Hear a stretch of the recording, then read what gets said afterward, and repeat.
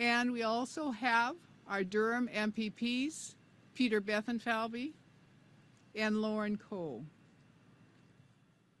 I would also like to recognize the leaders from Lakeridge Health. Dr. Tony Stone, our Chief of Staff, and Cindy Davis, our President and CEO. This new long-term care facility benefits all of the Durham region, and it has enabled health improvements that matter the most. 320 long-term care beds. It has enabled connected partnerships, and I think you've already heard me comment on that. And it has enabled Lakeridge Health's journey to creating an integrated healthcare system. One system, best health. And I would just like to conclude with just a huge, and I could use the word huge again, thank you to all our partners. This collaboration among all of these partners has enabled us to complete this project on time and to celebrate the upcoming opening. So I'm very pleased to turn over to Premier Ford.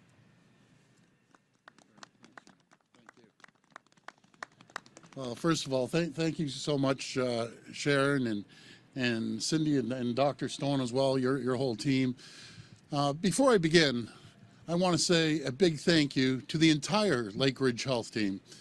All the heroic nurses, the doctors, paramedics, personal support workers, and hospital staff who have gone above and beyond during this pandemic. You showed up day in and day out, and for that, we're forever grateful. It's great to be in Ajax with Minister Calandra, Minister Surma, Minister Elliott, Minister Bethenfalvy, and MPP Lauren Coe. And it's an honor to be joined by Mayor Sean Collier and Cynthia Davis, President and CEO of Lakeridge Health, as well as CEO of Infrastructure Ontario, Michael Lindsay. Michael, all of you are actually champions. It's hard to believe that when I was here just over a year and a half ago, this was an empty plot of land. It's really incredible what they've built behind us. Seeing a brand new long-term care home here in such a short time, it's truly amazing. From shovels in the ground to substantial completion, it took only 13 months. And if you put that into context, folks, it took 13 months. A typical build will take upwards to 8 years. So again, a big shout out to all the partners involved. This just shows that when we put our heads together, when we look outside of the box for new solutions, when we say yes to building Ontario, we can accomplish great things. Our government's Accelerated Build Pilot Program was designed to get infrastructure built in record time. By using hospital lands, modular construction, and speeding up procurement, we saw we could deliver more long-term care beds faster. This is the first long-term care home to be completed under the Accelerated Build Program, delivering 320 new and much-needed long-term care beds to Durham Region, providing vulnerable seniors with a comfortable place to call home as soon as March the 31st of this year. I want to put that into context for you. As I said earlier on, between 2011 to 2018, the previous government only built 611 long-term care beds built right across the entire province, less than 1 bed per home. With this project alone, we're adding 320 new modern and comfortable beds. We listened to the call for more long-term care beds to care for our most vulnerable.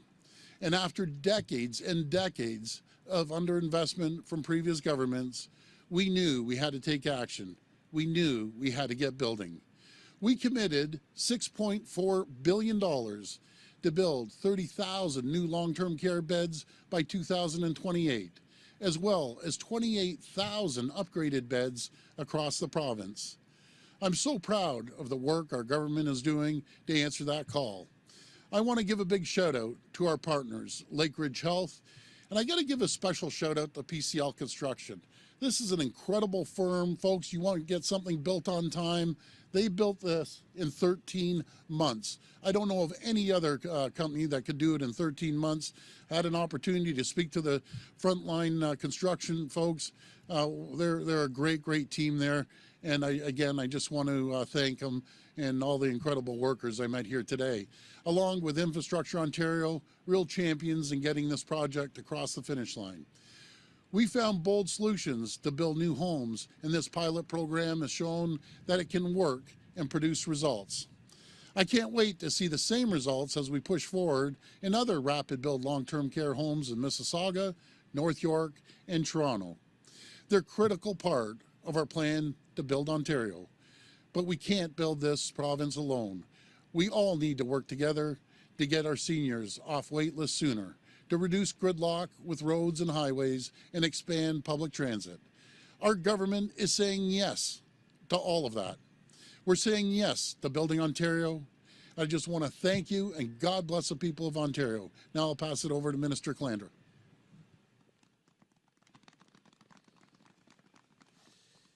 Thank you so much, Premier, and thank you all for being here. It's obviously it's great to be here today to celebrate this achievement. As Ontario's new Minister of Long-Term Care, it is of course an honour to continue the important work that was already underway to fix long-term care across the province of Ontario. And of course, we have a plan to fix long-term care and ensure Ontario's seniors get the quality of care they need and deserve both now and in the future. The plan is built around three pillars: improving staffing and care, strengthening accountability, enforcement, and transparency, and building modern, safe, comfortable homes for seniors. This new home at Lakeridge Health Hospital will be integrated into the broader healthcare system in Durham Region to ensure residents have access to the specialized care they need, such as dialysis. Building more safe, comfortable, and modern beds for our seniors is what Ontario needs, and it has needed this for decades. And we are delivering. Congratulations once again to Lakeridge Health and its partners and your great work to deliver this much needed home for the community. And with that, I will turn it over to Minister Surma. Thank you.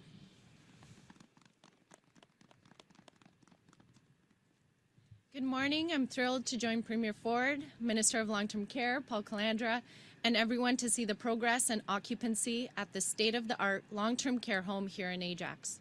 We know the past 2 years have been challenging. The pandemic has highlighted gaps in our system that have been overlooked for far too long. Families want to know their loved ones are getting the care they deserve. Families deserve to sleep well at night knowing their loved ones are safe. Our government is making investments into long-term care that will bring that comfort to families. Normally, it takes 8 years to build a long-term care home in the province of Ontario. Through our collective and collaborative efforts with our partners, together, we built this facility in 13 months. When all parties are working together to achieve the same goal, anything is possible. Over the next few years, we are investing $6.4 billion into long-term care. The pandemic has shown us that there is no time to wait. These investments are needed, and they are needed now. I want to recognize Michael Lindsay, CEO of Infrastructure Ontario, who is here with us today. He is the lead on the accelerated build model and has been working tremendously hard to advance procurement strategies that are innovative and modern. It is through this innovation that we are now able to announce projects like the Lakeridge Health Long-Term Care Home. By cutting red tape and working with our industry partners, we have been able to apply the accelerated build model to 4 new long-term care homes in total in the GTA. In addition to Lakeridge Health Long-Term Care Home, I am happy to share that a total of 1,200 new and upgraded beds will be created at Trillium Health Partners' Speakman site and Humber River Hospital North York campus. Building long-term care is a huge priority for our government, but we are also making other important investments in Durham Region, such as expanding and renovating schools like Teresa of Calcutta Catholic Elementary and Lakeside Public Elementary to accommodate more childcare spaces.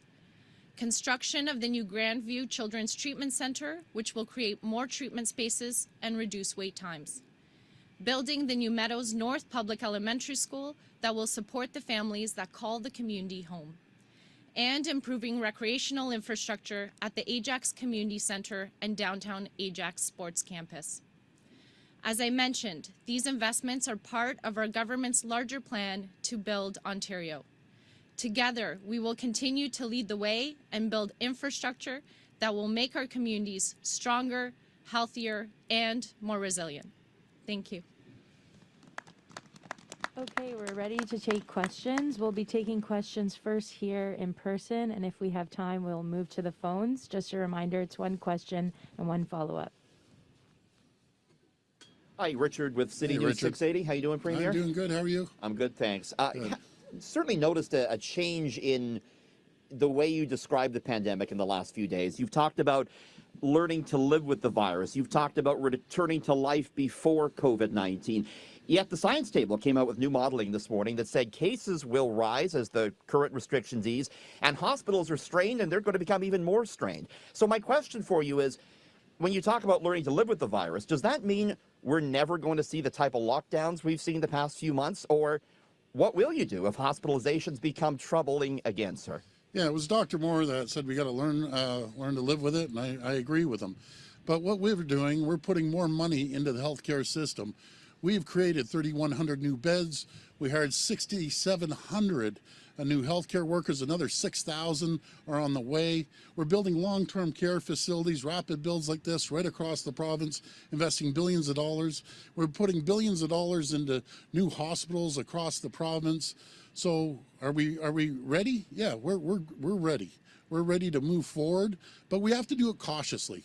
We can't just jump into it and just open everything up tomorrow. We have to be very, very cautious. We have a strong plan. It's great news that we're opening up. Moving forward, we're opening up on February 21st and then March the 14th. But again, make no mistake about it.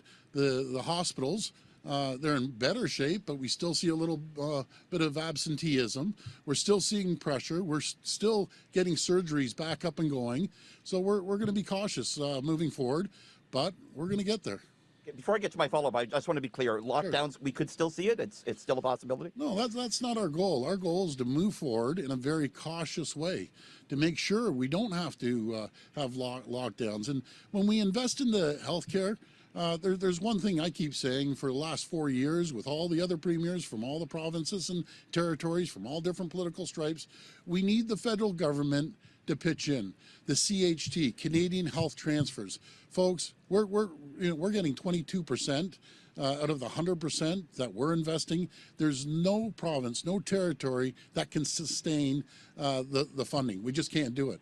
So we need the federal government to step up and contribute more than 22%. We need ongoing funding from the federal government because we can't take 78% of the burden. They take 22% of the burden and expect to continue to grow and fund the healthcare system.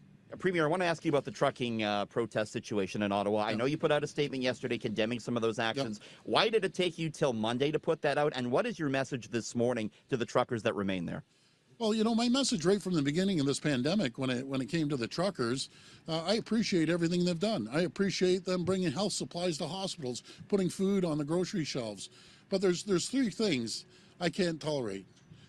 Desecration of any war memorials or any memorials. Zero tolerance for that. What people have to do, and the flags they're waving around is disgusting in my opinion. Outside of the greatest flag in the world, the Canadian flag.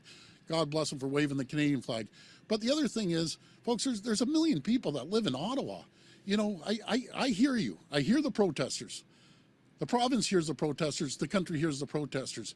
Now it's time to let the people in Ottawa get back to their lives. These businesses that have been closed for a while now, the restaurants want to reopen.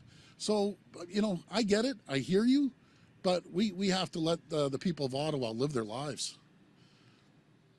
Hi, good morning, Premier. Our colleagues in Ottawa have confirmed that no one from your office nor from the province reached out to the mayor's office in Ottawa over the weekend to discuss the situation.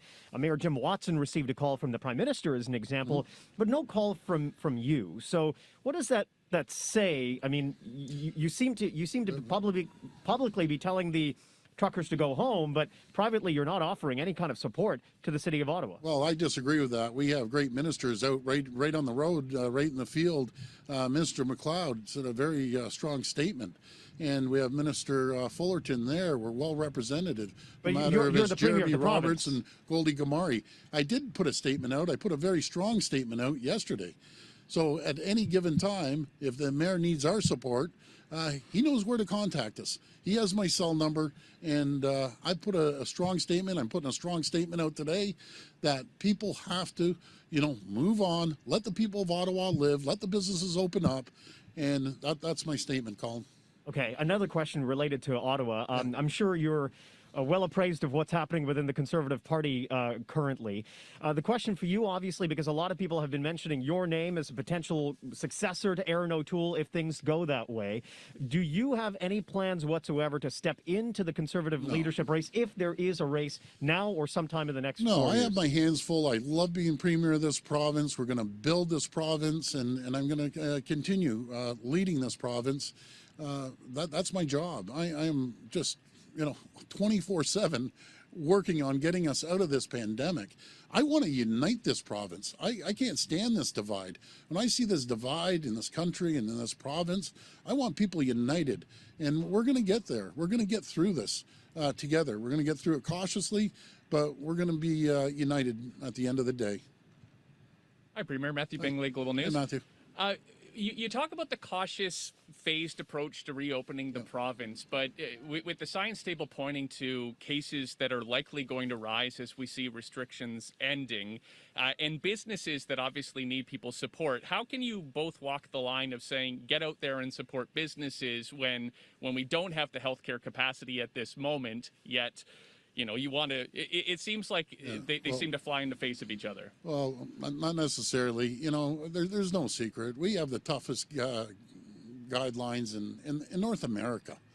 In North America, as everyone's moving forward, we're being cautious. We're making sure we beef up our hospitals with the staff that are needed and well overdue, with 6,700 healthcare workers that we hired, another 6,000 coming on board. We had built 3,100 hospital beds and building billions and billions, spending billions of dollars building new hospitals, building the infrastructure that's needed. But you know who's an expert on this and showing strong leadership from day one, standing shoulder to shoulder with me, is Minister Elliott. Maybe I'll bring Minister Elliott up. Has done an incredible job, Minister of Health.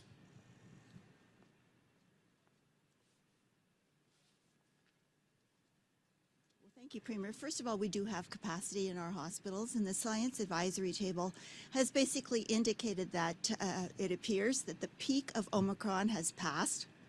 That doesn't mean we're entirely in the clear, of course. We still do have high levels in both our hospitalizations and intensive care units. However, that is starting to decline. This week we've had about 3,000 people admitted to hospital. Last week it was over 4,000. We have capacity. That's why we're doing things like releasing Directive 2 somewhat to allow for some of those procedures that people have been waiting for some time to continue. We're opening up pediatric surgeries, cancer screenings, making sure that we can let independent health facilities operate, private hospitals. All of those things are possible because we do have the capacity that the Premier mentioned. We have created over 3,100 hospital beds, over $5.1 billion, 67 new healthcare professionals into our system, so that even if the numbers do go up slightly as we start opening up, the modeling has been done to indicate that we will still have the capacity to deal with that increase, but also to start to deal with the people who have had procedures or surgeries postponed. So we feel that we are ready for whatever will happen as we move forward. I have one more question for you, so don't put the mask on yet. When it comes to those surgeries that you're talking about, not all of those procedures have been given the green light. When will people who are waiting and have been waiting for months and months and months actually get a definitive answer when as you mentioned, cases could go back up and could delay those procedures even further? Well, we are confident that we have the capacity to be able to open up gradually and cautiously, in the same way we're opening up the province, gradually and cautiously, we'll do the same thing with the release of Directive 2 in a tiered approach. We have 4 different tiers, leading to ultimately opening everything up so that we can increase those volumes. And as you probably are aware, we put $300 million last July into extra operating times for evenings and weekends to allow us to help serve those people who have been waiting for a long period of time. So we're doing this very cautiously and carefully, making sure we have capacity for people who have COVID and making sure that we have capacity for people who need those procedures and surgeries. And with the information that we've received from the Science Advisory Table and from Dr. Moore, I'm confident we'll be able to deal with that. Minister, if you stay there just for one moment, thank you so much. Adrian Gober with City News. I'll ask a follow-up question to that. I was speaking with multiple families last week. One family, one gentleman has a sister who has a cancerous tumor on her kidney in need of surgery. He's a small business owner. He understands the need to reopen business, but he also understands the need for his sister to be able to get into a hospital. So while bars and restaurants and other parts of the economy are open today, but his sister's still waiting for surgery, what would you say to that family? First, I would say that I'm very sorry that people have had to have surgeries and procedures postponed. I know this has been very difficult for individuals and their families. Some have been waiting for a long period of time. But I would also say that although we aren't able to continue with all of the surgeries and procedures right now, they are all very, very carefully triaged. So if someone has a life-threatening condition, they will still be served right away. And so we have many doctors looking at this to make sure that if this young lady were in a life-threatening condition, she would be able to have her surgery right away. So I think it's important to remember that everything hasn't stopped completely. The most serious cases are being triaged and moved forward as quickly as possible to make sure that their lives will be saved. Thank you. Thanks. Just a question for Premier Ford. Premier, yourself and your government, you've repeatedly chastised the federal government when it comes to border measures. So would it be safe to assume that you then support the federal government's mandate on truckers, similar to the United States, that they must be vaccinated to cross the border? So a clear answer to Ontarians may be beneficial. Well, I think I've made my statement pretty clear right across the board. I believe in getting vaccinated. You know, I've been on the trucker side. I've always supported truckers from day one, but I support vaccinations. It's very simple. That's how we've been able to slowly get out of this, and that's how we're going to continue to slowly get out of it. People may disagree, one side or the other, but I'm going to support getting vaccinated. And that's no shot against the truckers. I think the world of the truckers, I've supported them from day one and appreciate and very grateful of everything they've done and continue to do throughout this pandemic. Keep in mind, I think it was close to 90% of the truckers are vaccinated, right? So I want to thank all of them. Okay, we'll move to the phones for questions now. First question, please. From Karen Howlett at the Globe and Mail. Hi, Karen. Hi, Premier. My question is about the upcoming Council of the Federation meeting this Friday. Yeah. You and other premiers will be calling on the federal government to, as you mentioned earlier in your remarks today, to increase funding under the Canada Health Transfer. There are advocates who are saying that any increase in federal funding should be tied to national mandatory standards for long-term care. So here's my question. What is your position on Ottawa's plan to introduce such long-term care standards across the country? Well, before I pass it over to the Minister of Health, we're strong believers, number one, all of us, is health is the jurisdiction of the province. In saying that, if the federal government wants to give us additional funding and saying we want to allocate it to long-term care, we welcome that. But really, for decades, and then this is decades, it's not this government, it's this government, the previous government, they're pitching in 22%. We've been preaching this for 4 years. So we got to make a move on this, and the federal government has to pitch in. We've spent billions and billions of, tens of billions of dollars throughout this pandemic, and yes, they've supported us on one-time funding. One-time funding doesn't cut it. We need continuous funding all the way through for many years to come if we want to sustain the increase of the money we're spending in healthcare. So I'll pass it over to the Minister of Health.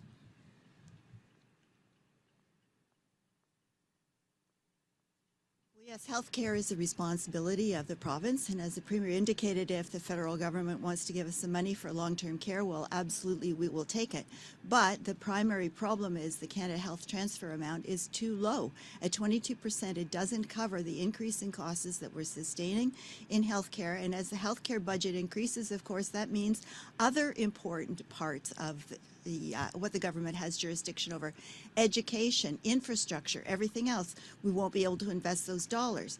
So what we need in health is sustainable funding through the federal government, increase it from 22% far above what it is right now, because among other things, we're having great medical discoveries, great innovations, great new medications to deal with rare diseases, things like that. Our healthcare costs, our drug costs, our building costs, everything's going up. So we're appealing to the federal government to help us so that we can have a strong, healthy health budget as well as the rest of the items in our provincial budget. Follow up, and this is the last So question. as a follow-up, would the province of Ontario work cooperatively with the federal government in introducing national mandatory long-term care standards?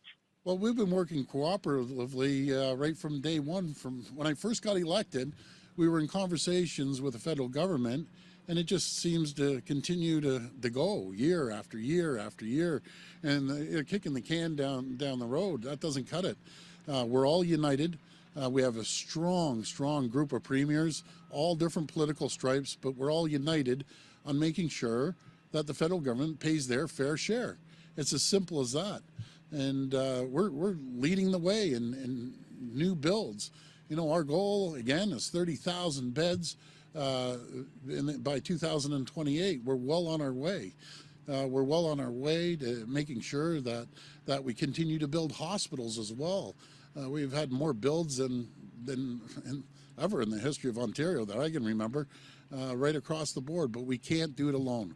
We need the Canadian health transfers to increase drastically and consistently, ongoing sustainable funding for the people of Ontario. Thanks, everyone. And I got to give a personal shout out. I have one person in the Ford family that's non-political. That's my brother Randy. It's his birthday today. So he's the smartest of the group because he's not involved in politics. Anyways, happy birthday, Randy. All the best. Thanks, everyone.